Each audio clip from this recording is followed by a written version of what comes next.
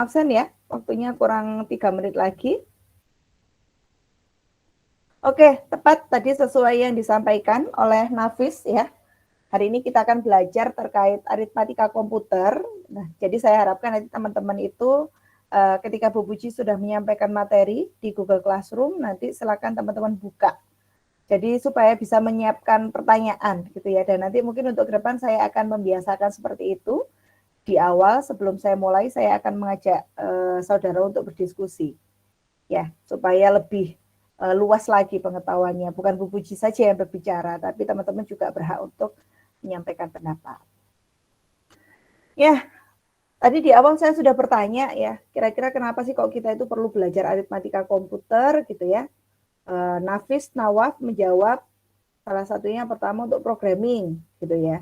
Programming jelas membutuhkan aritmatika komputer. Terus kemudian yang kedua juga dijawab untuk belajar tentang penyusunan kode. Salah satunya kode ASCII yang saat ini digunakan secara universal. Terus yang ketiga kaitannya dengan security. Ya, security ini kita perlu memang mempelajari terkait beberapa kode rahasia gitu ya. Dan itu memang tepat di sini tempatnya di informatika, teknik informatika, mungkin beberapa di teknik elektro, beberapa di matematika gitu ya. Terkait security data ini. Ya, ada banyak hal nanti akan kita pelajari di semester lanjut. Kita akan belajar dasarnya dulu di metode numerik ini. Nah, secara definitif disampaikan bahwa aritmatika komputer, saya ganti warna ya. Aritmatika komputer itu adalah bagian pengolahan bilangan. Pokoknya kita berbicara terkait bilangan, di sini diolah gitu ya, dari sebuah komputer dan dasar dari pembuatan dari sebuah komputer. Jadi dengan kita belajar aritmatik komputer salah satunya kita bisa loh create sendiri gitu ya, komputer, our own komputer gitu ya, seperti itu. Nah, di sebuah komputer gitu ya, kita akan terdapat banyak sekali rangkaian logika atau digital. Logika ini sudah dasarnya kita pernah pelajari di Madis 1 dan Madis 2 ya. Dan rangkaian logika di digital ini terdiri dari gerbang-gerbang logika. Jadi nanti dia itu dikelompok-kelompokkan. Beberapa macam logika penyelesaian. Kita sudah belajar itu di matematika diskrit ya. Apa sih Bu yang dimaksud gerbang logika gitu ya? Nah ini, ada dua keadaan pada gerbang logika. Di dalam gerbang itu ada kemungkinan ada yang kalau di Madis kita belajarnya false dan true gitu ya.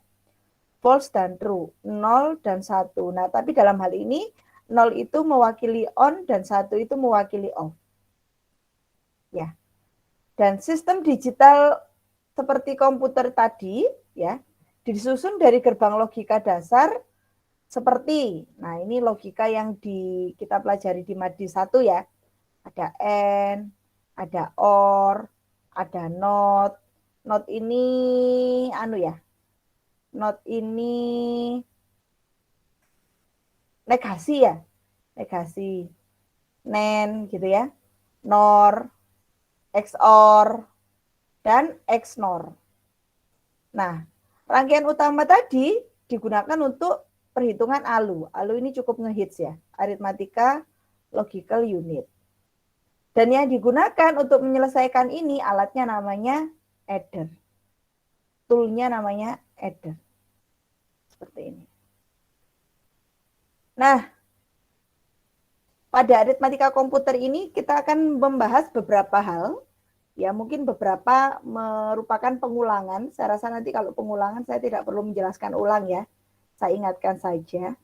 Kayak jenis-jenis aritmatika komputer itu nanti apa saja. Terus representasi data, data biner, ya, aritmatika bilangan tetap atau fixed point. Juga kita akan belajar terkait aritmatika bilangan titik mengambang atau floating point. Saya rasa floating point sama fixed point kita sudah belajar minggu lalu ya.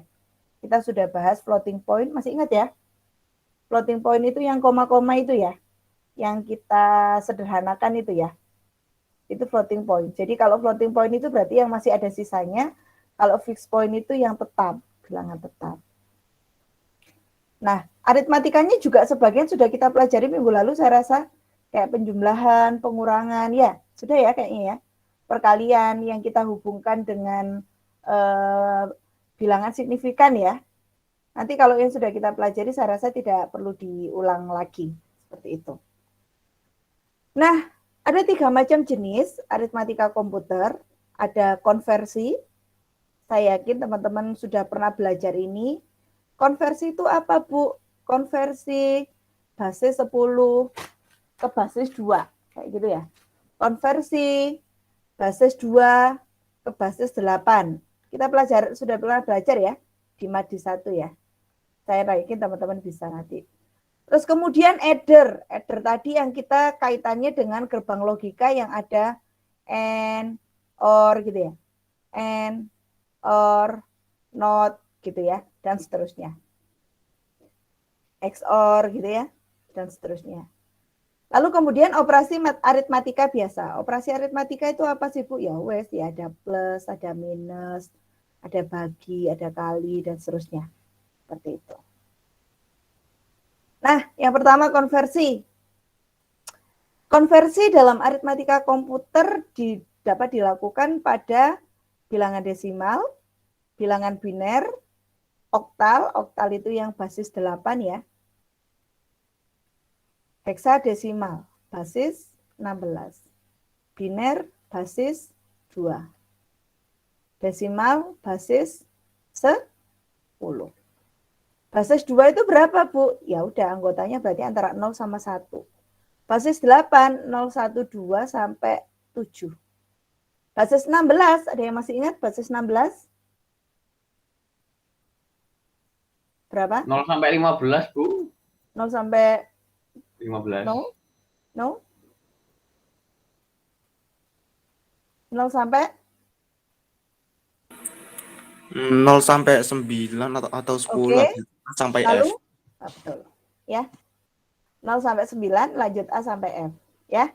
Ini adalah basis 16. Jadi secara urutan 10-nya itu A. Ayo, nanti mudah-mudahan masih ingat lagi ya. Kalau kita sudah kita ulangi lagi. Nah, keempat hal ini yang kita pelajari ini, dia itu bisa dikonversi berbalik-balikan. Contoh, kita bisa mengkonversi desimal ke biner atau sebaliknya. Kita bisa konversi dari desimal ke oktal atau sebaliknya. Kita bisa konversi desimal ke heksadesimal atau sebaliknya. Kita bisa ke biner dan ke oktal atau sebaliknya. Ini biner dan ke oktal biasanya melalui desimal. Ya, tapi tidak melalui pun juga tidak masalah kalau teman-teman sudah bisa tahu caranya tanpa melalui desimal. Atau bisa biner ke heksadesimal. Atau bisa oktal ke heksadesimal dan sebaliknya. Seperti itu. Semua metode ini sudah pernah kita pelajari di Madi 1.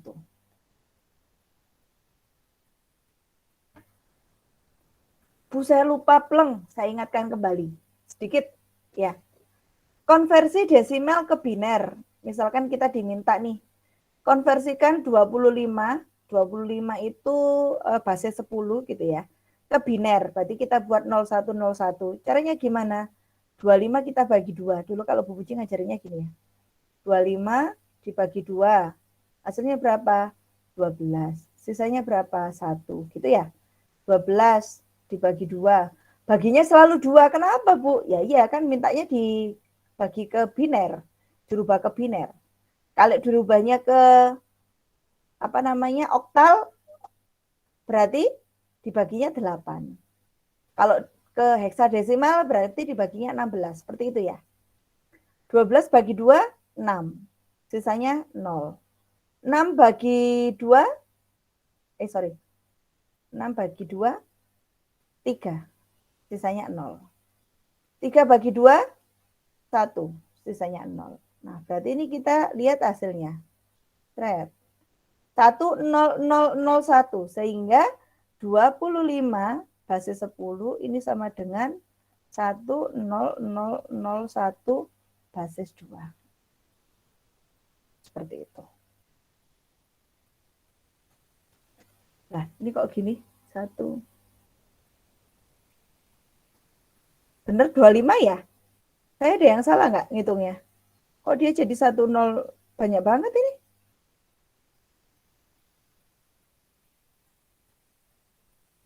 Satu bagi 2. Enggak, cukup segini. Kok ini gini ya? Ini salah ya? 1001. Ini tidak perlulah. 1 dibagi 2, 0 sisanya 1.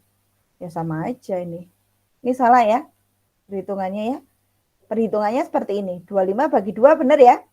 12 sisanya 1. 12 bagi 2, 6 sisanya 0. 6 bagi 2, 3 sisanya 0. 3 bagi 2, 0 sisanya 1. Tapi satunya ikut. Ini salah. Nah, Bu, itu enggak 25 pangkat 10 enggak sih, Bu? enggak. Ini kalau 10 di bawah ini maksudnya 25 basis 10. Ini betul kan hitungannya 25 bagi 2, 12, sisa 1. Terus 12 bagi 2, 6, sisa 0. 6 bagi 2, 3, sisa 0. 3 bagi 2, 1, sisa 1. Oh, ini masalah, Mas. 3 bagi 2, 1 ya. Seret gini ya. 3 bagi 2, 1, sisanya 1. Berarti 1, 1. Ya, gini ya.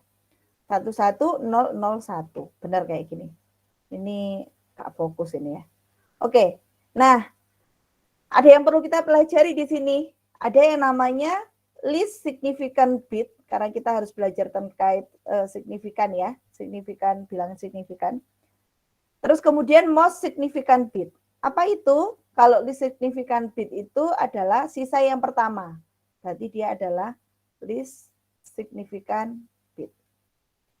Kemudian untuk sisa yang terakhir, dia disebut most significant bit. LSB, yang ini adalah MSB. Tapi untuk konversinya benar seperti ini. Nah iya kan, ini betul kan 11001. Ininya udah betul ya. 1, bacanya dari belakang ya, hati-hati ya. Bukan dari atas ya, tapi dari belakang ya. 11001, sudah benar. 110, nah ini yang salah ya. Ini yang salah menuliskannya. Yang benar 11001. Dengan LSB-nya adalah 1 dan MSB-nya adalah 1. Oke. Berapa lagi? Ini. Sekarang konversi biner ke desimal. Biner ke desimal. Ada yang masih ingat caranya? Kalau kebalikannya, kalau ke desimal? Kalau 0 nggak dihitung, kalau 1 dihitung. Nanti ngitungnya itu ya dari 2 pangkat 0. Oke, bagus ya. Jadi kita kayak belajar zaman SD itu bilangan satuan, bilangan puluhan gitu ya. Jadi ini itu 0 gitu ya. 1, 2, 3, 4. Ini untuk apa, Bu? Sebagai pangkatnya. Ya. Kayak gimana? Ya, contoh.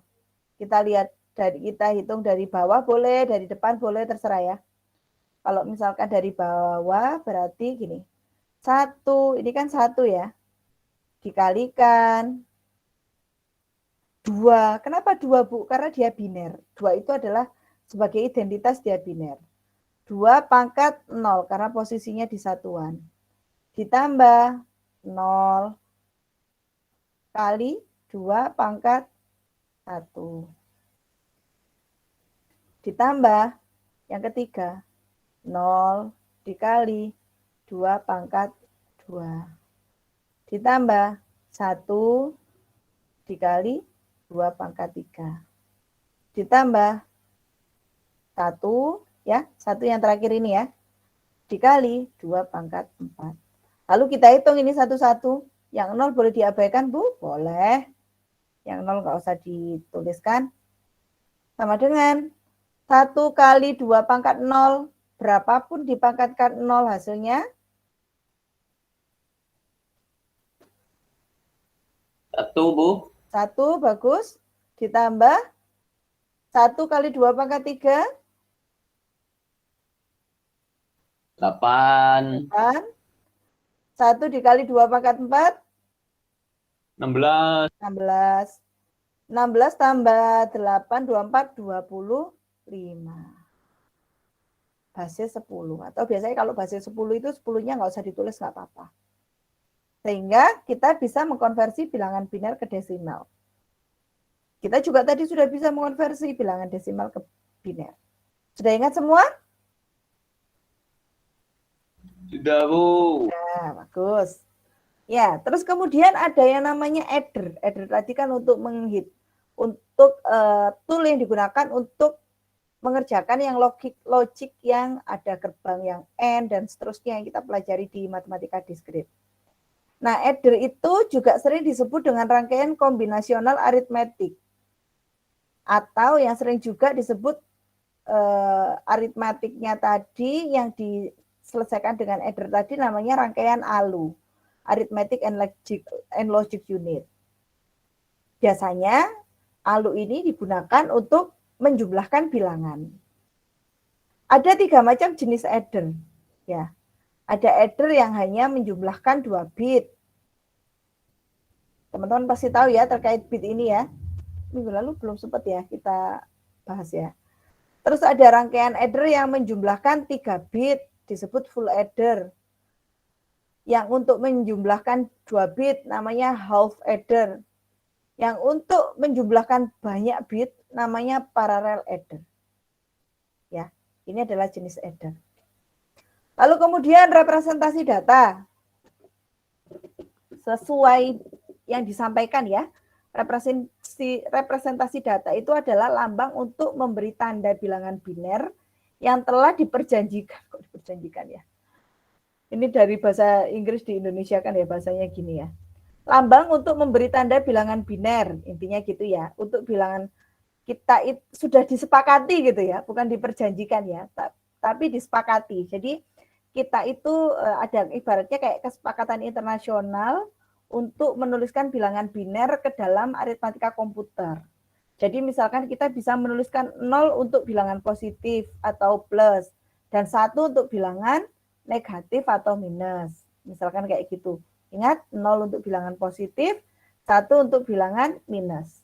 Jadi berbeda konteks dengan yang kita gunakan saat true false gitu ya. Ini berbeda konteks.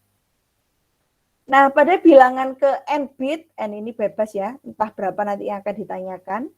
Kita anggap saja sementara paralel bit. Jika susunannya dilengkapi dengan bit tanda, maka diperlukan register yang panjang dengan panjangnya lebih dari 1 dari bilangan paralelnya. Jadi misalkan, bit paralelnya. Jadi misalkan jumlah bilangannya ada n bit, maka nanti bit tandanya sejumlah n plus 1 bit. Dan n bit ini digunakan untuk menyimpan bilangan biner itu sendiri dan 1 bit untuk tandanya, gitu ya. Tahu ya, n plus 1, misalkan kita mau bilang bilangan biner, terus ada tandanya ya. N ini adalah sejumlah bilangannya, 1 ini tandanya. Misalkan kayak gimana Bu? Ya bit itu kan dia kan nuliskan bilangan-bilangan biner yang dikombinasikan dan sebenarnya itu bicara, ini adalah suatu kalimat yang dibicarakan gitu ya. Misalkan saya mau ngomong Nafis belum mandi gitu ya. Nah kalau kayak gini saya ngomong langsung gitu kan, orang misalkan hacker mau meretas akunnya misalkan dengan kode Nafis belum mandi, itu kan mudah. Nah makanya kita itu menggunakan bahasa kode salah satunya untuk security tadi. Dan kode itu biasanya bukan N itu 1, nggak gitu. Misalkan N itu 10 gitu ya. N itu misalkan 10. A itu ini contoh lah ya, 010 gitu ya.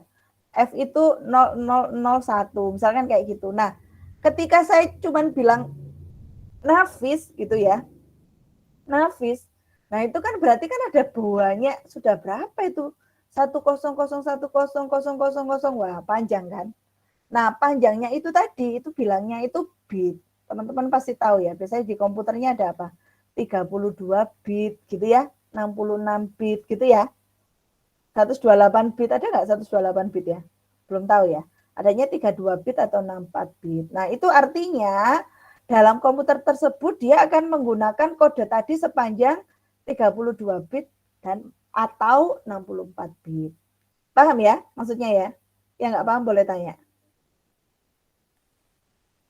Bit itu limit memorinya bukan sih, Bu? Iya. Kurang lebih kayak gitu. Tapi dalam konteks aritmatika komputer ini, bit ini panjangnya kode yang kita pakai. Ya. Panjangnya kode tadi yang kita pakai, panjang maksimal ya. Gitu.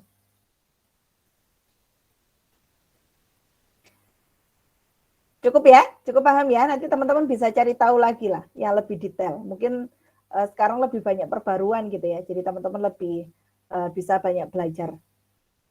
Oke, terkait representasi data, kita juga akan perlu mengenal terkait tipe data. Ada yang disebut data numerik, ada yang disebut data logical, ada yang disebut data bit tunggal, ada yang disebut data alfanumerik. Sudah kebaca ya?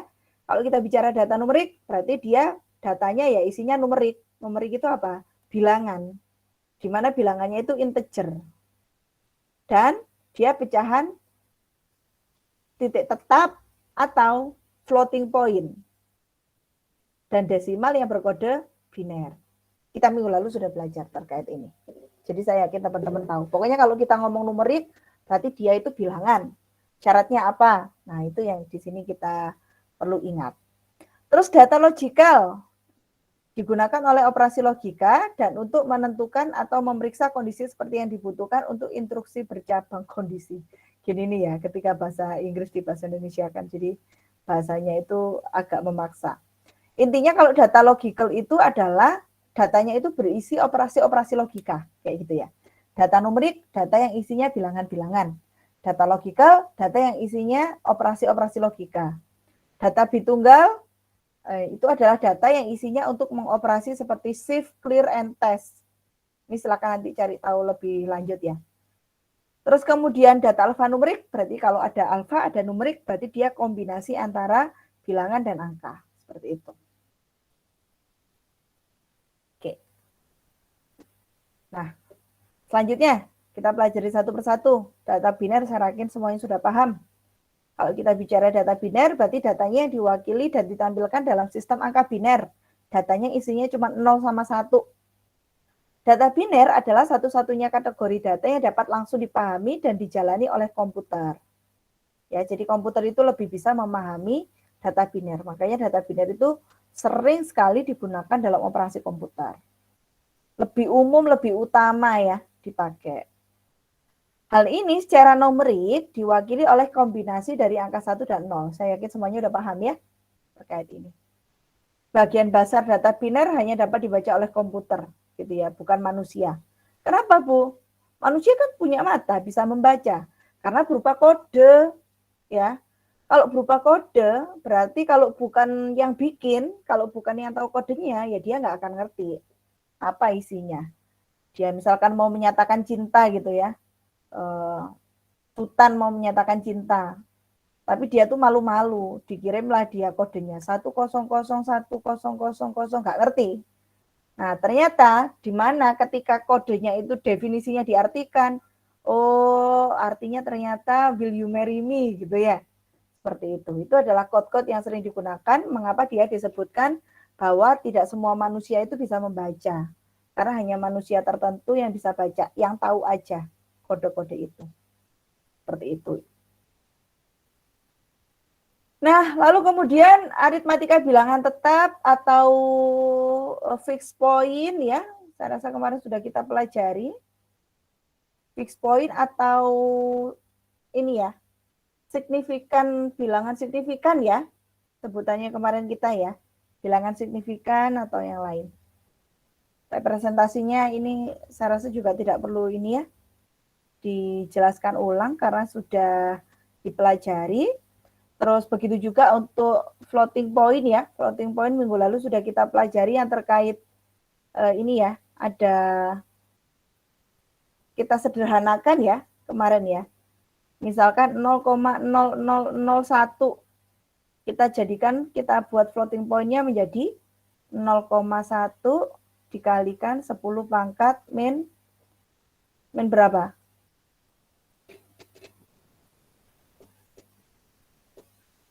Min berapa? Min 4. Min 4, min 3. Min 3. Ya, soalnya lompat 3 kali. Lompatnya 3 kali, betul.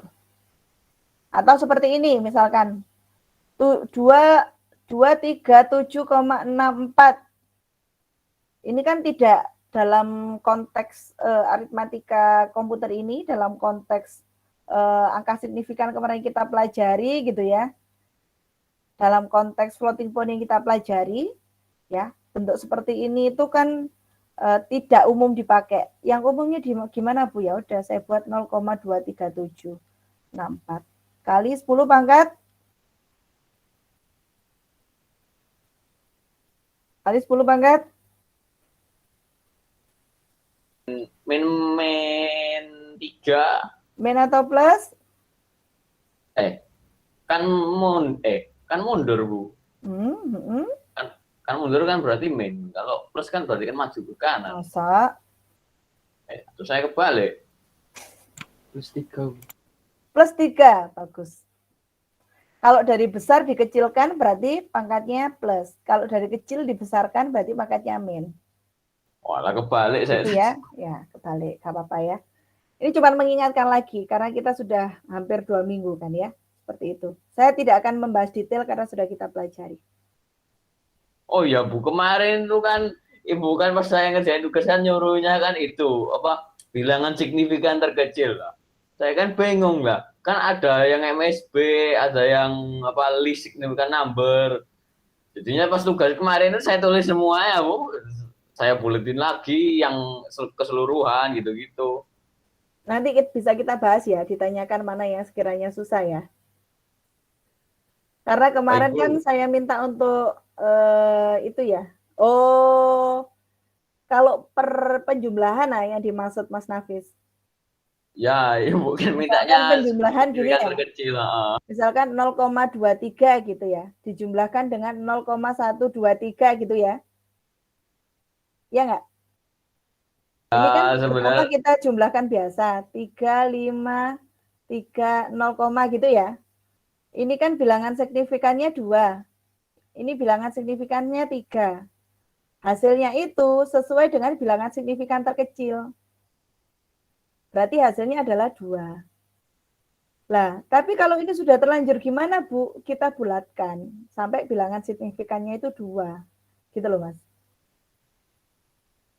Paham berarti signifikan terkecil itu yang dibulatkan, bukan keseluruhan sampai koma jutaan gitu ya Bu ya. Dari soalnya. Bilangan signifikan terkecil itu dari soalnya, bilangan signifikan terkecilnya itu berapa? Di jawabannya disesuaikan dengan soal bilangan signifikan terkecil. Jadi kalau hasilnya adalah 3 bilangan signifikan, maka harus kita bulatkan. 0,353 dibulatkan menjadi, karena depannya 3 kan tidak masalah, berarti dibulatkan ke bawah kan. Berarti 0,35. Jadi hasilnya itu ini Mas, bukan 0,353. Gitu ya. Kemarin itu masalah yang terakhir itu Bu, nggak dispesifikasikan signifikannya tuh sampai berapa, minimal signifikan 4, signifikan 5 meter. Loh, kalau signifikan tidak ada minimal. Tidak perlu didefinisikan, Mas. Kalau yang perlu didefinisikan itu pembulatan, misalkan bulatkan sampai 4 angka di belakang koma. Kalau gitu disampaikan dalam soal. Tapi kalau bilangan signifikan itu tidak disampaikan secara tertulis dalam soal, tapi kita sudah tahu teorinya bahwa untuk aritmatika bilangan signifikan kita akan jumlahkan biasa atau kalikan biasa atau kurangkan biasa. Dengan catatan hasil akhir itu sesuai dengan bilangan signifikan terkecil. Gitu. Jadi tidak perlu di soal disampaikan misalkan hasil akhirnya bulatkan sampai 4 angka bilangan signifikan, itu enggak. Gitu ya? Paham ya? Gitu aja deh Bu. Ya, nanti kalau kuis nanti mudah-mudahan bisa lebih baik ya hasilnya ya. Oke, saya lanjutkan ke data pad ya. Datapad ya atau bidang data atau apa ya, kalau diartikan kan nggak jelek ya. Terus pokoknya datapad ini adalah istilah. Kalau kita bicara datapad itu isinya ada 3 macam, ada ALU, ada register, ada bus gitu ya. Kecepatan unit datapad tadi bergantung pada algoritma yang digunakan untuk operasi aritmatika dan desain sirkuit ALU. Ini sudah jelas ya saya rasa. Ya semakin operasi matematikanya semakin ringkas, maka dia gini, mengapa kok kita perlu belajar ini? Salah satunya supaya kita itu bisa menyusun unit datapad itu yang lebih ringkas, seperti itu. Bu, nanti gimana sih Bu aplikasinya? Nanti kita akan pelajari nanti satu persatu, ya tahap demi tahap supaya kita memahami dulu dasarnya, gitu. Oke, ini saya rasa juga sudah ya. Saya lewati jenis aritmatika. Ada aritmatika biner. Aritmatika biner itu kita akan bicara titik tetapnya, mengambang, titik tetap, titik mengambang, rentangan bilangan luas. Aritmatika desimal itu bilangan desimal yang direpresentasikan dalam bentuk BCD, binary code desimal gitu ya. Nah, kalau aritmatika desimal itu kelemahannya hardware aritmatika desimal kompleks dan mahal. Sistem bilangan BCD tidak efisien karena membesar penggunaan memori dan register. Jadi mengapa kok dalam konteks aritmatika komputer itu biasanya lebih dipilih itu aritmatika biner. Karena aritmatika biner itu tadi rentangannya lebih luas, lebih cepat. Kalau kompleks dan mahal ya saya rasa keduanya ya masih masuk kompleks dan mahal. Seperti itu. Nah, ini kalau kita mau memanfaatkan aritmatika biner ya, komponennya ini ada gate-nya bisa pakai sirkuit logika, ada flip-flop untuk media penyimpanan biner, yaitu ada 0 dan 1, ada register, yaitu sekumpulan flip-flop dengan memasukkan clock bersama, yaitu menggunakan operasi aritmatika, ada yang dinamakan counter, digunakan dalam operasi aritmatika dan operasi kontrol. Multiplexer memilih salah satu dari beberapa input ke bagian output sesuai sinyal kontrol selektor. Ada decoder, ada encoder. Ini saya rasa sudah familiar ya. Decoder, encoder, decoding, encoding, gitu ya. Decode, encode. Pengkodean instruksi, alamat dan perintah. Ini kebalikannya. Seperti itu. Di pemrograman 1 sempat dibahas nggak? Seperti ini.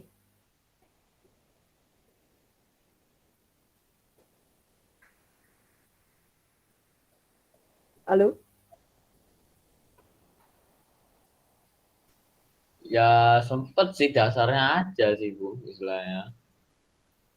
Nggak Ya, sampai jadi istilahnya kayak counter-counter, multiplexer. Misalnya kalau decoder encoder kan ya istilah aja gitu.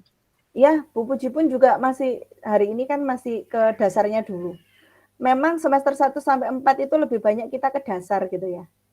Makanya kampus Merdeka itu diperbolehkan kan semester 5. Jadi semester ibaratnya kalau kita dasarnya udah matang, tapi meskipun dasar saya harap teman-teman masih apa ya, tetap serius gitu ya. Jadi tetap matang. Kalau dasarnya matang, maka kita mengaplikasikannya itu lebih mudah karena kita sudah tahu istilah-istilahnya. Gitu. Oke, saya lanjutkan. Untuk representasi data, biasanya program bahasa mesin ya, atau mungkin ini banyak kita pelajari machine learning gitu ya. Machine learning itu kalian semester berapa ya?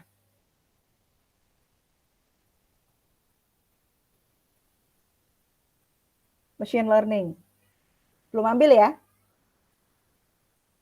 Belum bisa ngambil Bu. Belum ya, semester 5 kali ya, machine learning ya. Mas Ivan, machine learning semester berapa Mas Ivan? 7?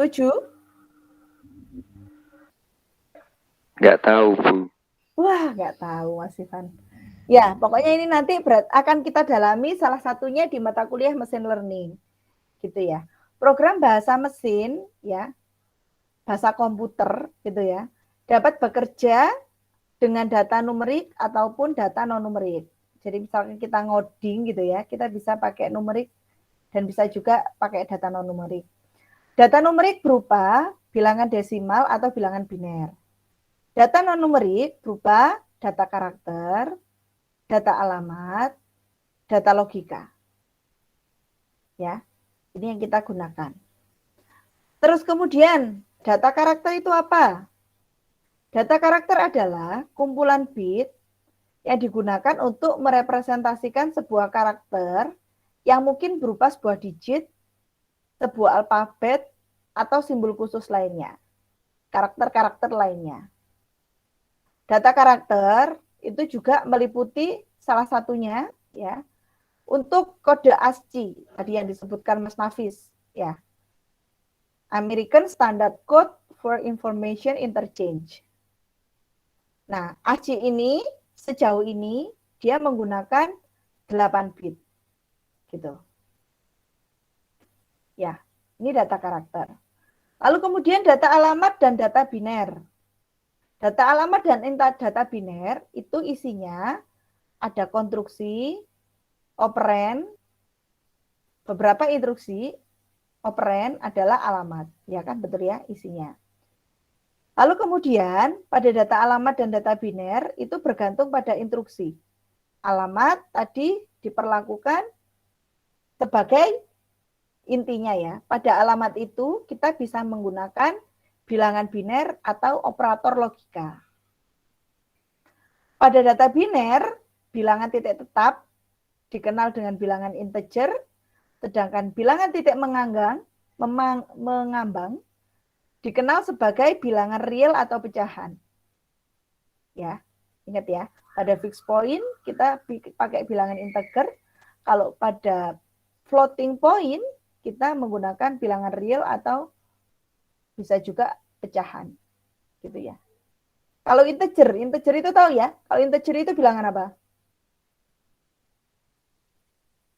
Bu? Bilangan bulat, Bu. Bilangan bulat. Jadi kalau kita bicara titik tetap, bilangannya itu bulat, utuh gitu ya.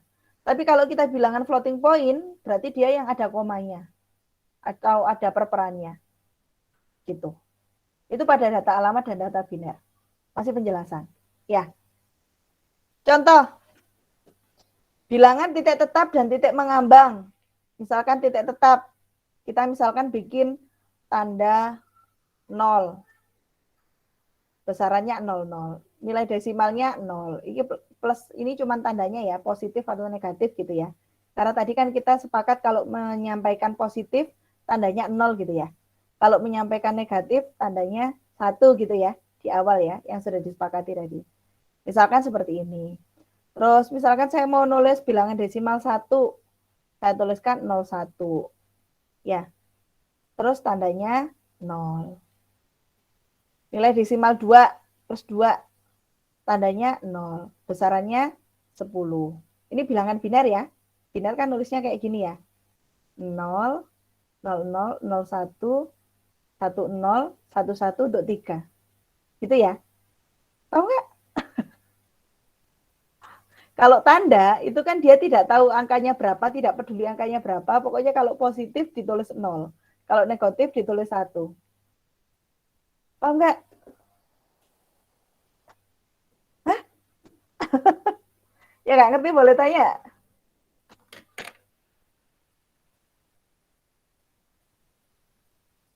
Yang nggak ngerti boleh tanya. Saya yakin ingat lah ya, menuliskannya ya. 00, 01, 10, 11 gitu ya. 4 nanti berapa? Tinggal diurutkan ya. 4 itu tidak boleh 4 kan pada bilangan biner. Bilangan biner kan hanya boleh menerima 0 sama 1. Ya, seperti itu. Ini untuk titik tetap. Selanjutnya untuk floating point atau titik mengambang. Untuk floating point berbeda dengan titik tetap ya. Representasinya memiliki 3 bagian. Ada yang dinamakan mantisa, ada yang disebut basis, ada yang disebut eksponen.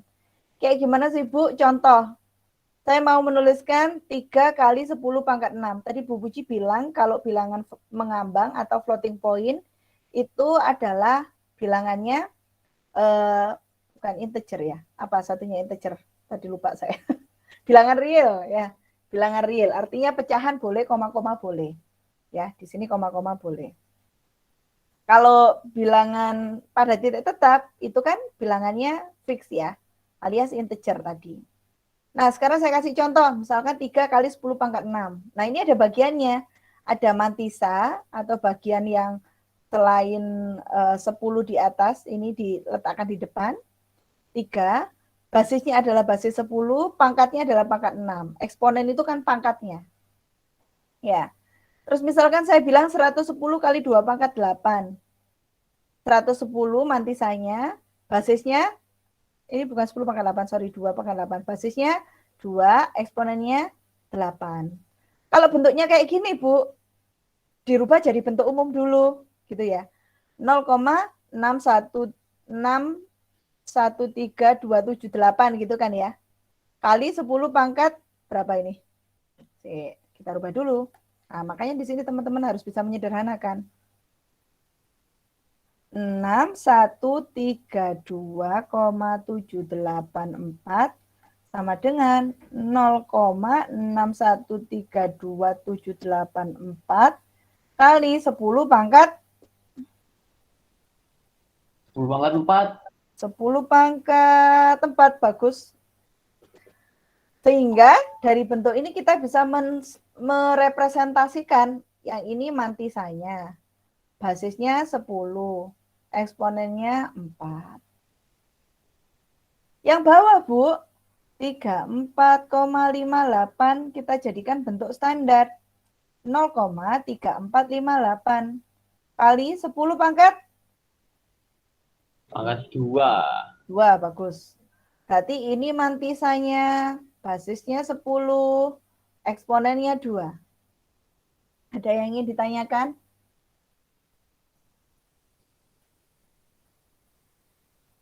Ada yang ingin ditanyakan? Silakan. Yang belum paham, boleh ditanyakan.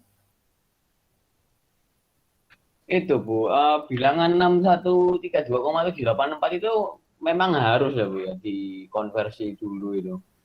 Ya, dibuat bentuk standar seperti yang kita pelajari minggu lalu.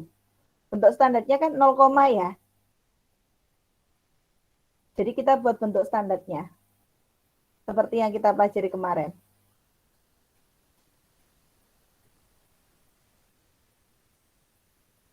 Ada lagi yang mau ditanyakan?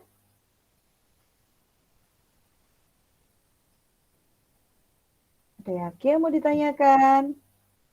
Jadi kalau kita misalnya di komputer atau program itu memang harus ya istilahnya kok bisa lahir itu gimana ceritanya gitu loh, dari mana gitu loh istilahnya. Waduh, kalau itu ceritanya panjang gitu ya. Mungkin bisa Saya cuma difilmkan. dari angkanya gitu loh. Mm-mm. Dari angka ini, oh angka ini lahir dari mana ini kok bisa? Oh ini lahir dari penjumlahan 0, sekian sekian sekian dikali Ya kayak gitu gitu. memang. Jadi sebenarnya kita itu di komputer itu bicaranya pakai angka gitu ya. Pakai angka yang dikombinasikan. Makanya angka itu perlu dioperasikan tadi. Ini angka apa? Nah, itu nanti akan ada penjelasan sendiri mengapa kok ada angka itu gitu ya. Karena ibaratnya kan studi kasusnya beda kan konteksnya juga beda gitu ya. Misalkan nih kita sama-sama mau melakukan penjadwalan gitu ya. Penjadwalan itu kan salah satu algoritma yang banyak dipakai ya untuk di informatika. Penjadwalan itu misalkan yang banyak dipakai algoritma genetika. Itu ketika constraint-nya itu beda, kasusnya beda. Saya mau menjadwalkan satpam atau saya mau menjadwalkan suster atau saya mau menjadwalkan mata kuliah. Itu codingannya itu beda. Jadi kita itu nggak bisa pakai library gitu loh. Ya, kita nggak bisa pakai library. Pokoknya aku mau pakai ambil library algoritma genetika, tak ganti-ganti variabelnya, tak ganti parameternya itu tidak bisa. Karena logikanya beda, constraint-nya beda.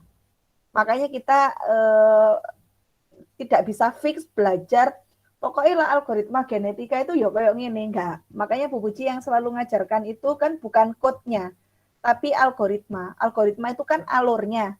Ya. Alurnya itu ibaratnya Kamu itu lah mau nikah, itu berarti nanti pertama kamu kudu ngelamar. Habis ngelamar, sudah fix nanti ada, misalkan ada setelah lamaran, ada siraman. Habis ada siraman, ada pengajian akad, baru resepsi. Nah kayak gitu. Jadi ibaratnya algoritma itu cuma alur pengerjaannya. Tapi detail code-nya itu pada kasus yang berbeda. Maka logikanya pun juga berbeda. Makanya kita tidak bisa menyamakan isi code dalam semua kasus gitulah intinya. Makanya kita nggak pernah belajar itu, saya yakin mata kuliah apapun gitu ya, kita nggak akan fix pokoknya lah mau nggarap algoritma ini code-nya ini, itu nggak bisa. Mungkin beberapa algoritma yang kaitannya tidak dengan studi kasus gitu ya, mungkin bisa kita cari di library, ganti variabel gitu ya. Cuman kalau misalkan contohnya dalam konteks penjadwalan tadi, karena constraint-nya beda, subjeknya beda, problemnya beda, maka kita tidak bisa menggunakan library. Kurang lebih kayak gitu, Mas. Makanya nanti dalam operasi di komputer itu kita akan menemukan bilangan-bilangan yang iki teko endi datangnya, ini dari mana gitu ya. Karena dalam konteks yang berbeda kita akan menemukan masalah yang berbeda.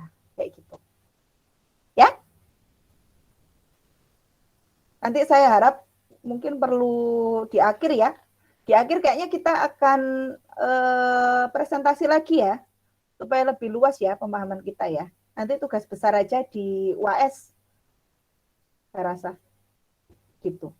Ada lagi yang mau ditanyakan?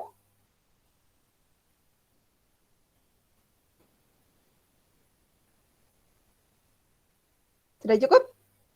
Cukup, Next. Bu, lanjut. Ya, bagus. Nah, ini ada presisi tunggal dan presisi ganda.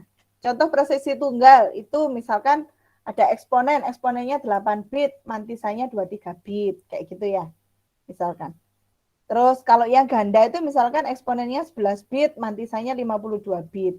Eksponen aksesnya kurang lebih 127, eksponen aksesnya yang pada ganda ini kira-kira ada 1023. Ini nanti perlu saudara pelajari lagi, coba dilihat-lihat di buku ya, supaya lebih luas. Pokoknya di sini yang menjadi standar itu ini. Kalau yang tunggal itu 8 bit sama 23, yang ganda itu 11 bit sama 52 gitu. Yang lebih dari itu. Itu untuk presisi. Terus, nah ini kita juga punya PR untuk bagaimana sih caranya Bu konversi format scientific ke standar IEEE gitu ya. Kalau kita bilang IEEE, ada yang tahu artinya IEEE?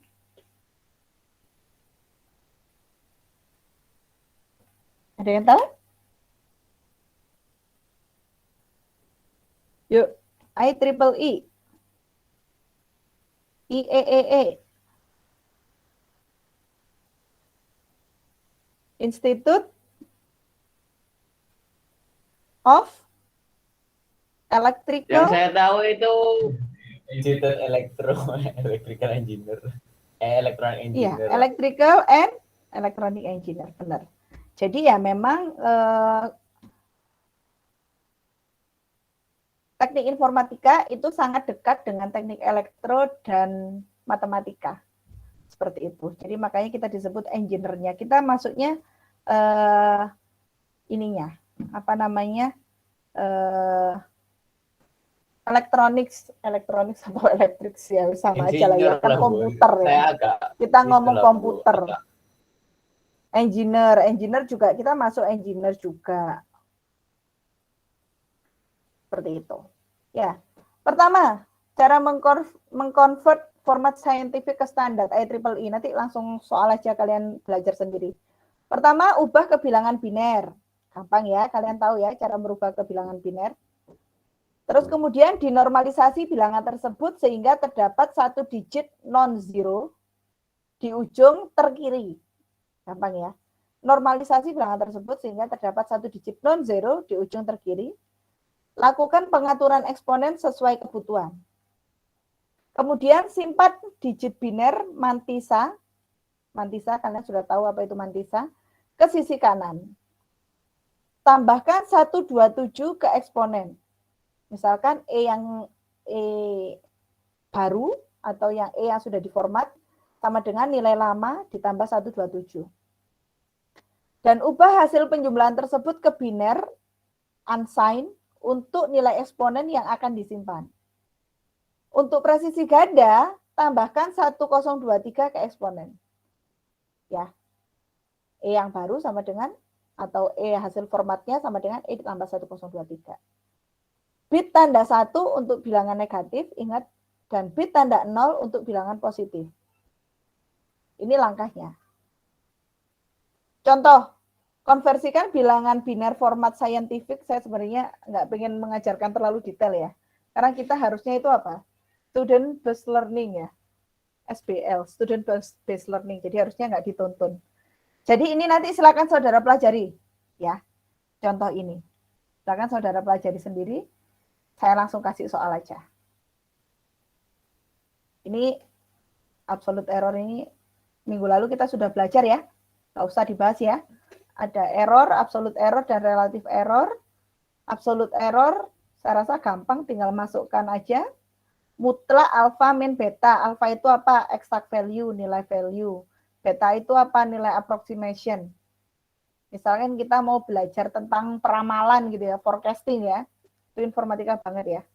Forecasting gitu, kita tahu kita punya nilai asli dan nilai data awal dan nilai forecast gitu ya.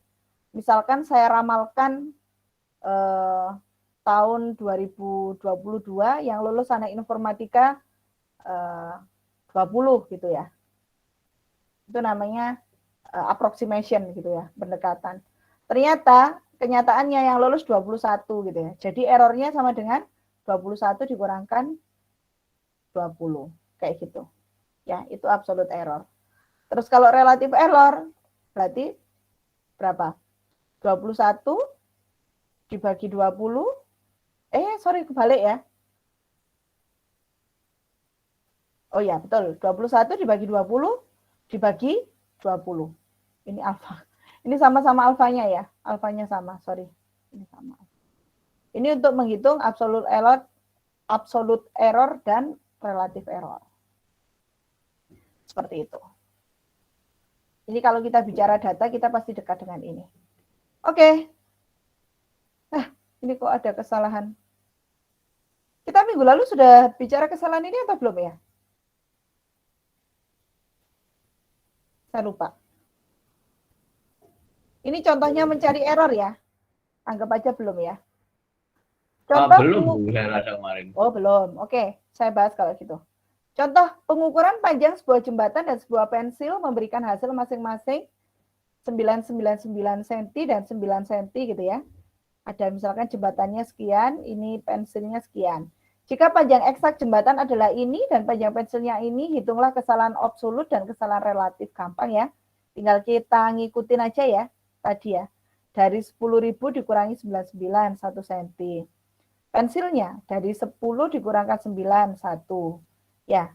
Terus kita cari kesalahan relatifnya, tinggal dibagi berapa? Kok gini kesalahan relatifnya? Di sininya dibagi alfa ya. Oh di sini, oh ya benar ya. Dikalikan 100% ya. Jadi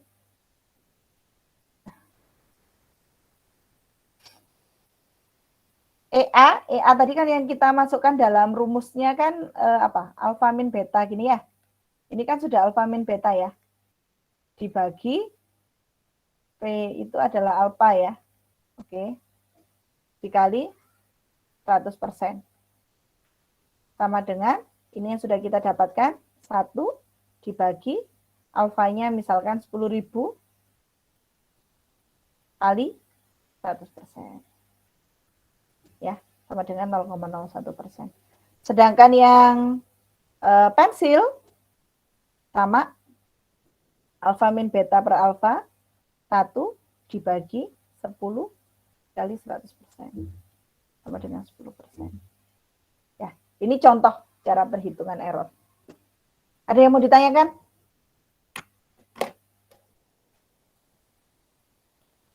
Ada yang mau ditanyakan sampai sini? Alah. Yang jembatan itu 9.999 meter sentimeter Iya. lah. Belum Iya. meter ya berarti ya Bu ya. Belum. Yes. Aja nih gitu. Berapa meter Agak itu? nggak fokus tadi ini 9 meter. 90 oh iya. Ya. 9 meter atau 90 meter ya? Senti 199, Nyaris 10 meter lah. meter desi Enggak senti sih. ya. Ya, meter desi senti turunnya 2, berarti dibagi 2. Iya, 99 meter ya. Nyaris 100 meter, Mas. Oh ya 99 lupa saya. 99,9. Oke ya, clear ya, mudah ya saya rasa. Pokoknya dimasukkan rumusnya ini. Oke. Kalau ditanyakan ya ini ya. Ini. Bu alfa itu definisinya apa Bu? Ya lupa Bu. Itu loh, Bu, yang Ini EA. kesalahan absolut. Kesalahan absolut tadi yang rumusnya dituliskan yang ini. Alfa min beta. Error absolut. E itu error, A-nya itu absolut. Bukan alfa ya, A. Error absolut. Error relatif. Ya. Oke. Oke. Kalau VA Cukup ya? sama VB dibacanya gimana, Bu? Ya, VA itu sebenarnya kan yang dimaksudkan panjangnya ya. Faktor absolutnya, bukan faktor ya. Apa ya? V itu apa ya? Tidak ada definisinya sih sebenarnya. Intinya itu bendanya apa yang sedang kita pegang. Gitu. Yang VA Ya. itu ekspektasi, yang satu realita gitu ya, Bu ya. Ya. Yang satunya bukan ekspektasi realita ya sebutannya. Eksak sama pendekatan Relatif, tadi ya. Pak. Bukan. Oh, ya. Aproksimasi. Oh, approximation. Ya. Oh ya, nilai Aproksimasi itu pendekatan ya. Aproksimasi itu pendekatan. Pendekatan itu tadi yang disebut mau ramalan atau kira-kira gitu ya. Oke. Ada lagi? Cukup ya? Cukup, Cukup, saya sudah Bu. enggak. Nah, ini ya. Ini contoh, hitung absolute error dan relative error masing-masing. Gampang ya. Kalau error absolute, berarti kan tinggal alfa dikurangi beta ya. Tinggal saudara kurangkan aja ini. Kalau relative error, tinggal di gini kan ya. Bagi, gini ya. Kalikan 100%. Selesai. Bisa dicoba nanti saudara ya. Sudah selesai? Oh, saya kok lupa nggak ngasih tugas ya. Harusnya mau saya kasih tugas. Tugasnya saudara ini aja deh. Saudara mencari soal atau bisa ngarang sendiri ya. Bagaimana mengkonversi scientific ke standar IEEE. Ya. Satu orang satu, boleh ngarang sendiri. Nggak boleh ada yang sama ya angkanya ya. Misalkan ini saudara ngarang sendiri, berapa, dikalikan berapa. Misalkan Nafis pangkat 9, Nawaf pangkat 10, Dimas pangkat 11. Jadi nggak boleh sama persis gitu ya. Misalkan kayak gitu. Dan saudara coba kerjakan dengan diberikan penjelasan. Ini. Supaya dapat poinnya saya student based learning. Saudara yang belajar sendiri. Sama ini ya. Sama contoh ini saudara kerjakan. Saya rasa nggak banyak. Dikit aja.